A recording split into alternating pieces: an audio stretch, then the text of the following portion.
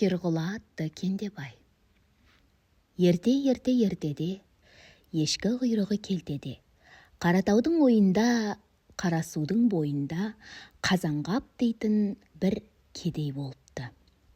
Қазанғап құс атып күн көреді екен, ал әйелі ау тоқып жамау жамайды екен.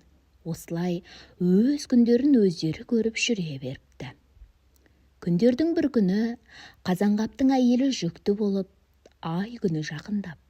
Күн өткен сайын әйелдің аяғы ауырлай беріпті. 9 ай, 9 күн болғанда әйел толғатып босаныпты. Шекесі торсықтай әппақ ұл туыпты. Ата-анасы қуанып, төбелері көкке жетіпті. Ал баласына Кендебай деп ат қойыпты. Кендебай ай сайын емес, күн сайын өсіпті. 6 күнде күліпті, 60 күнде жүріпті. 6 жылда жігіт болыпты. Сондай күшті болыпты. Алысқанын алыбыра беріпті. Күрескенін жыға беріпті. Шыңырау құдыққа құлаған атандарды жалғыз тартып шығара беріпті. Аң аулап әкесіне жәрдемдесіпті.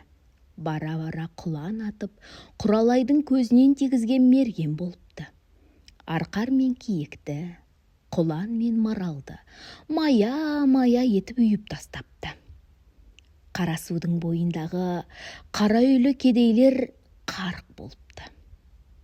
Күндердің бір күні Кендебай аң аулап жүрсе, Қаратаудың ойында, терең құздың бойында арыстандай көкжал бөрі бір буаз биені жаңа ғана жарып жегелі жатыр екен.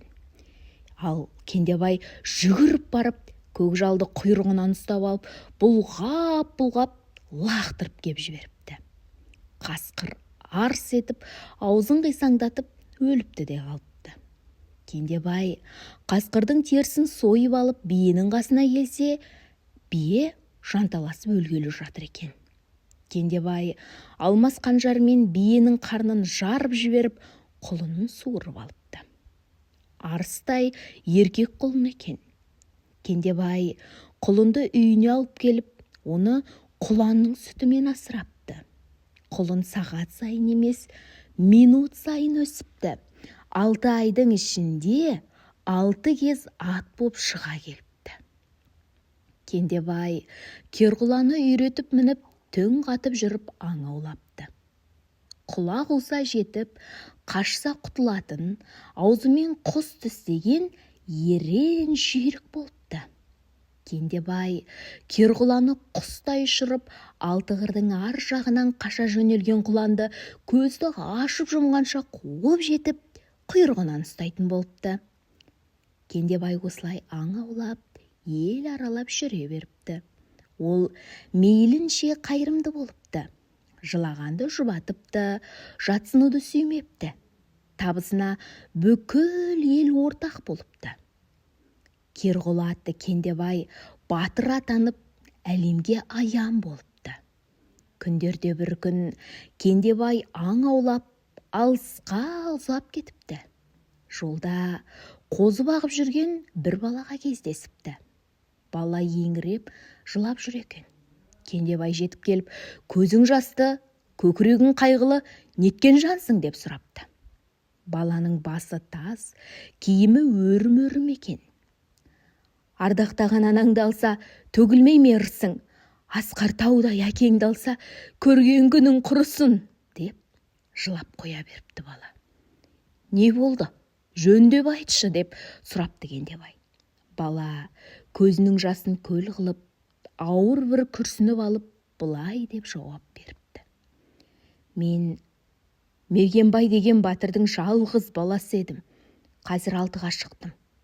Биыл 4-ші жыл елімізге жау тиіп, жылқы біткеннен тігерге тұяқ қалдырмай айдап кетті. Әкем алып ұйқылы батыр еді. Ұзақ жорты ұлдан келгенде 6 күн қатарынан ұйықтайтын. Осы ұйқыда жатқанда әкемді жау әскері байлап әкетті. Әкемді арашаламақшы болып, жетіп барған шешемді қайырымсыз жау алдына өңгеріп жөнеп берді. Мен жетім қалдым. ішерге асым, киерге киімім болмаған соң, амалсыздан Тасқара байдың қозысын бағып жүрмін. Арыдым, тоздым, ернім жалақ, басым таз болды. Содан бері көзімде жас, көңілімде қайғы. Мен әке-шешеме жылайым, бай жылқысына жылайды. Олай болса жылама, мен әке-шешеңді іздеп тауып берейін дейді Кендебай. Бала қуанып кетеді. Онда біздің қойшылардың қасына 2-3 күн жатып тынығыңыз, содан кейін жүрерсіз, деп өтінеді. Кендебай мақұл деп қойшылардың қасына барып түседі. Атып алған құландарын асып, тамақ пісіреді. Кешке басқа қойшылар келеді де, манағы қозышы бала келмейді. Әрі күтеді, бері күтеді. Кендебайдың көзі ұйқыға бара бергенде, ахылап-ухлеп қозышы келеді. Неге кешіктің? Деп сұрайды Кендебай. Жай, ішім ауырып қалды дейді бала. Бала таңертең қозысын өріске айдап кетеді. Кешке басқа қойшылар келгенде, манағы қозышы тағы да келмейді. Кендебай өзі іздеп барып, талып жатқан баланы тауып алады. Бала есін жиғаннан кейін Кендебай мән-жайды сұрайды. Бала жөнін айтпайды. Содан кейін Кендебай балаға ашуланады. Сонда қозышы бала айтады. Кешеден бері күн батқан кезде 6 аққу төбемнен айналып ұшады да, Кендебай сал мұнда ма, Керғұла аты қолда ма, баудан ұры балқи ма, балақ жүні шалқи ма деп сұрайды. Мен тұрып, Кендебай сал мен едім, Керғұла атым қолда еді, баудан ұрым балқиды, балақ жүнім шалқиды деп жауап берем. Олар мені қанаттарымен қағып жығып кетеді. Мен талып түсем, деп жауап береді. 3-ші күні қозышы баланың киімін киіп қозыны бағуға Кендебай өзі шығады. Күн батып, қас қарайған кезде баяғы 6 аққу Кендебайдың төбесінен айналып ұшып, жақындап келеді де, Кендебай сал мұнда ма, Керғұла аты қолда ма, баудан ұры балқи ма, балақ жүні шалқи ма деп сұрайды. Керғұла атты Кендебай қозышы бала болып, баудан ұрым балқиды, балақ жүнім шалқиды деп жауап береді. Сонда аққулар ашуланып, Кендебайды қанаттарымен қағып сабай бастайды. Кендебай біреуінің аяғынан шап беріп ұстай алады. Аққулар ұша жөнеледі. Кендебайдың қолында біреуінің алтын кебісі қалып қояды. Байқап қараса, кебістің бетінде жазу бар екен. Кендебай басқа аққуларды бірнеше күн күтеді. Бірақ олар келмейді. Содан кейін Кендебай қойшылармен қоштасып үйіне қайтады. Ата-анасына 1 жылдық азық дайындап беріп, сауыт сайманын киініп, жау жарағын асынып, азығына 60 құлынның қазысын алып, баяғы жетім баланың әке-шешесін іздеуге шығады. Керғұла ат құстай ұшып, құйғытып барады. Айлық жерді алтағаттайды. Көз ұшындағы құс қанатын жазып, жерден көтерілгенше Керғұла ат үстінен аттап өтіп кетеді. Теңізді көл, дарияны шалшық, тауды қырат құрлы көрмейді. Сонымен Кендебай күн жүреді, түн жүреді, ай жүреді, апта жүреді. Бір жерлерге келгенде аспанмен тірескен бір биік тау көреді. Таудың етегіне келгенде Керғұла атқа тіл бітіп сөйлейді. Достым Кендебай, іздеген жоғың алыста емес, біреу емес, екеуі де осынан табылады. Мына таудан әрі ассаң, ағып жатқан өзенді көресің. Өзеннің ортасында бір арал бар. Ол аралда адам перісінің ханы тұрады. Сенің қолтығыңдағы алтын кебіс, осы хан қызының кебісі. Баяғы қойшы баланың әке-шешесі де осы ханның қолында. Олар терең зынданда жатыр. Зынданның аузы құлыпты. Оның кілті қолға түспейді. Ол кілт алпыс өзен қойылған терең дарияның түбінде жатыр. Адам баласы оның түбіне жете алмайды. Таудың арғы беткейінде сиыр бағып жүрген зор денелі бір адам бар. Ол жорықта қолға түскен адам. Қазір ханның құлы. Сен сол адамға бар да, жолына жетерлік пұл бер. Оның киімін өзің ки де, өзіңнің киіміңді оған кигіз. Сөйтіп, әлгі адамды азат ет те, өзің сиырды бағып қал. Қазір құйрығымнан бір тал қыл ал да, мені қоя бер. Сауыт сайман, құрал жабдықтарыңды менің үстіме сал. Әзірге саған менің де, құралдың да керегі жоқ. Егер керек бола қалсам, құйрығымнан алған қылды тұтат. Сонда мен дайын болам. Ендігі әңгімені барған соң көрерсің, дейді. Кендебай Керғұла аттың құйрығынан бір тал қыл жұлып алады да қоя береді. Оның айтқанының барлығын істейді. Малшыны азат етеді. Жолына пұл береді. Оның киімін киіп, сиырды өзі бағып қалады. Кешке жақын өзеннен айдап өткізейін десе, сиырлар суға түспейді. Кендебай ашуланып кетіп, сиырларды сирағынан ұстап алып, бір-бірлеп лақтыра бастайды. Лақтырған сиырлар өзеннің ортасындағы аралға топырлап түсіп жатады. Сол кезде ханның кіші қызы судың арғы жиегінде қарап тұр екен. Ой, оңбаған-ау, қырасың ғой малды. Неге күндегідей айрылғырлардың суы айрыл деп айтпайсың, деп айғай салады. Кендебай айрылғырлардың суы айрыл деп еді, өзеннің суы екіге айрылып, ортадан жол ашылады. Сөйтіп, Кендебай мал бағып жүре береді. Күндерде бір күн хан өзінің екі баласын шақырып алып, бүгін қара бие құлындайды. Бұл 9-шы құлындауы. Құлындаған күні түнде құлын жоқ боп кетеді. Бүгін осы биені өздерің күзетіңдер. Не болғанын көздеріңмен көріңдер, дейді. Мұны Кендебай естіп тұрады. Кешке ханның екі баласы биені күзетуге барғанда, Кендебай да жасырынып барып отырады. Біраздан кейін ханның екі баласы қорылдап ұйықтап қалады. Кендебай ұйықтамай отыра береді. Таң біліне берген кезде бие алтын құйрықты, құндыз жүнді арғымақ құлын туады. Сол кезде аспаннан бір бұлт түйіліп келеді де, құлынды көтеріп ала жөнеледі. Кендебай шап беріп құйрықтан ала түседі. Кендебайдың қолында алтын құйрық жұлынып қала береді. Кендебай алтын құйрықты қойнына тығып ұйықтап қалады. Ертеңіне таң сәріден хан екі баласын шақырып алып не көргендерін сұрайды. Балалары тұрып, бие құлындағанда жоқ, еш нәрсе болғанда жоқ деп те жауап береді. Хан тағы да таң қалып отырғанда, Кендебай есіктен кіріп келіп, дат тақсыр, дейді. Датың болса айт, дейді хан ақырып. Мен айтсам, бұлардың айтып отырғаны өтірік. Бұларға көрінбей, мен де күзеттім. Түн ортасы кезінде екі балаңыз ұйықтап қалды.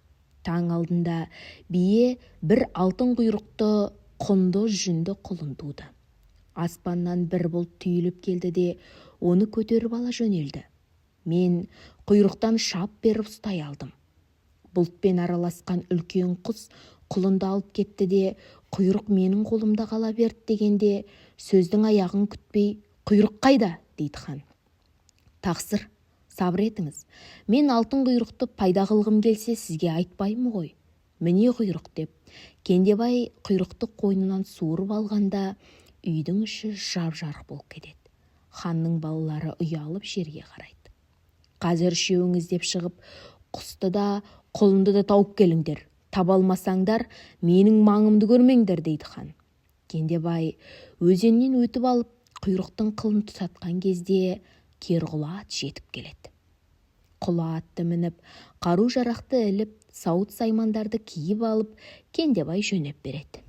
Бір жерлерге келгенде ат тағы тоқтайды да, Кендебайға, анау жалыны аспанға шығып жатқан от дариясы, сенің баратын жерің сол дарияның ар жағында. Қазір көзіңді жұм. Мен аш дегенше ашпа.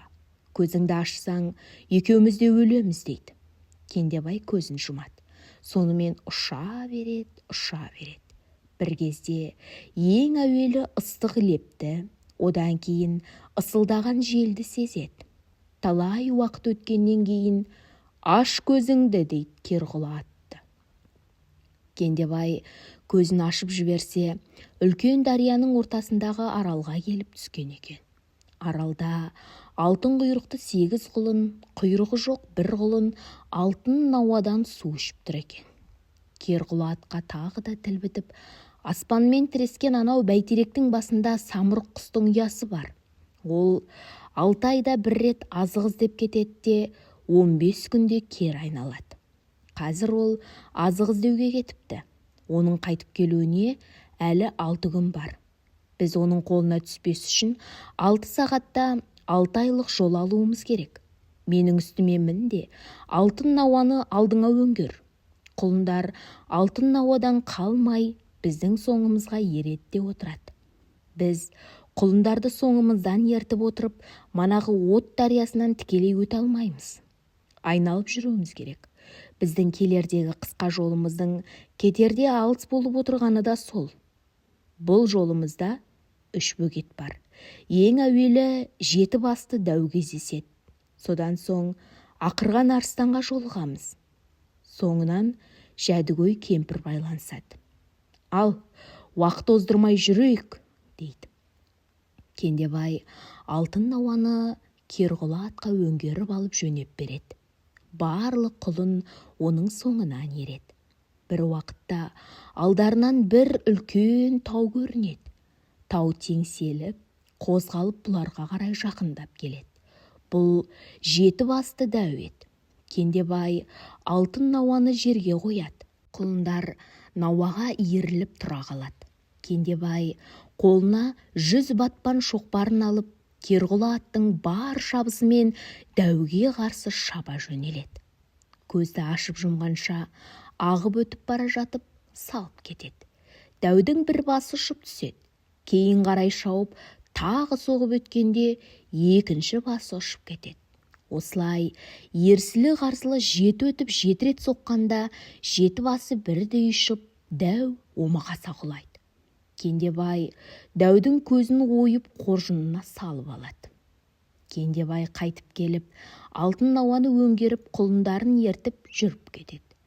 Екпініне шаң ілеспей, әйт дегенде 6 қырдан бір-ақ асып, Керқұла ат зымырап келеді. Бір кезде алыстан арыстанның ақырған даусы естіледі. Кендебай бұл жолы Керқұла атты құлындардың қасына қаңтарып тастап, дауыс шыққан жаққа жаяу жүре береді. Ілгері 2-3 аттағанда бірлеп Кендебайды тартып ала жөнеледі. Бір уақытта Кендебай арыстанның апандай аузын көреді. Тартып жатқан соның лебі екен. Кендебай 6 құлаш алмас қылышын көлденең ұстай қояды. Алмас қылыш арыстанды 2-ге бөліп, Кендебайды ар жағына бір-ақ түсіреді. Кендебай арыстанның азуын қағып алып тағы жүріп кетеді. Талай белестер, талай таулар бұлдырап артта қалып барады. Бір кезде жер дүниені қап-қара тұман басып кетеді. Тек алтын құйрықтың сәулесі ғана бұлардың жолын жарық қылып көрсетіп тұрады. Сол екі арада қараңғылық серпіліп жүре бергенде сылаңдаған бір сұлу қыз шыға келеді. Кендебай атынан түсіп қызға қарсы жүреді. Қыз мұның бетіне ұзақ қарайды да, ұзақ жүріп шаршаған шығарсыз, ордама жүріп тынығып кетіңіз дейді. Жәдігөй кемпірдің қыз болып қарсы алатынын, оның ордасына кірген кісі кері шықпайтынын Керқұла ат айтқан болатын.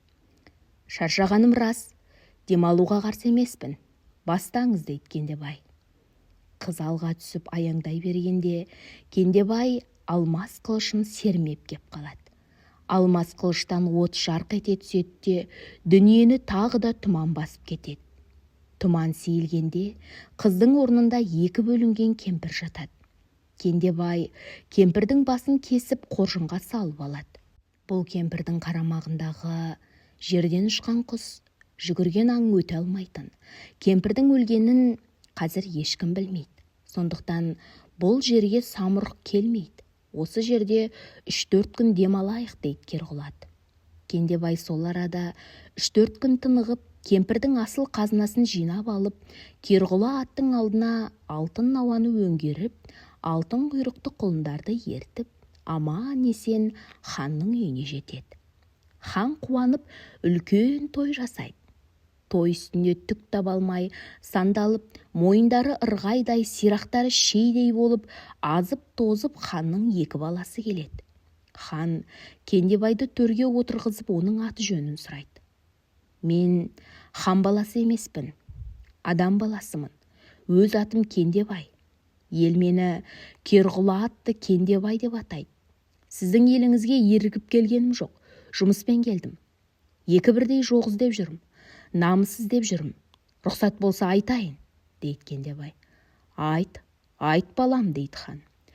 Бұдан бірнеше жыл бұрын сіздің жорықшыларыңыз елімізді шауып, малымызды айдап, қолға түскен батырларымызды байлап алып кетіпті. Міне, сол батырды босатып әкетпек боп келдім. Бұл бірінші. Екінші жоғым мынау. Бір күні малда жүргенімде аспандап ұшқан алты аққудың алтын кебісі менің қолымда қалды. Сол алтын кебіс сіздің елдікі дейді. Соны табыс еткелі келдім деп Кендебай алтын кебісті ханға ұсынады. Хан: дұрыс балам. Сіздің елдің малын айдатып, батырын байлатып алдырғаным рас. Мергенбай батыр әйелі екеуі біздің қолда. Зынданда жатқан Мергенбай батырға маған қызмет етсең босатам деп елші жіберіп ем, қасарысқан батыр екен. Жауыма қызмет істемеймін, бірақ қол аяғымды босатсаң, содан кейін сөйлесем деп қарсып жатып алды. Босатуға қорықтық. Ондағы мақсат сені қолға түсіру еді. Сенің атағың бізге де мәлім. Сені алдыртып, құлынымды қоймайтын алып құсқа жұмсаған едім. Өзіміз деп таба алмаған соң, намысы болса іздеп келер деп еліңді шаптырып, батырыңды байлатып алдыртқан ем. Одан кейін де 2 жылдай елмедің. Содан соң 6 қызым сені іздеп барған болатын. Бұл менің кіші қызымның кебісі. Енді сенің алдыңа қоятын тағы бір шартым бар. Ол мынау. Дүниеде 7 басты дәу бар, ақырған арыстан бар, жалмауыз кемпір бар. Осы үшеуін өлтіріп бастарын алып кел. Осын орындасаң, батырыңды босатып берем, малыңды өзіңе қайтарам. Кіші қызымды беріп, күйеу етем, дейді. Кендебай Керғұла аттың қанжығасындағы қоржынын алып келіп, арыстанның азуын, кемпірдің басын, 7 басты дәудің көздерін ханның алдына төгіп тастайды. Хан разы болып, зынданда жатқан Мергенбай батырды, оның әйелін, қолға түскен басқа адамдарды азат етеді. Шауып алған малын қайтарып береді. Кіші қызын Кендебайға қосып, 30 күн ойын, 40 күн тойын істеп, көп сыйлықтар беріп, Кендебайды еліне аттандырады.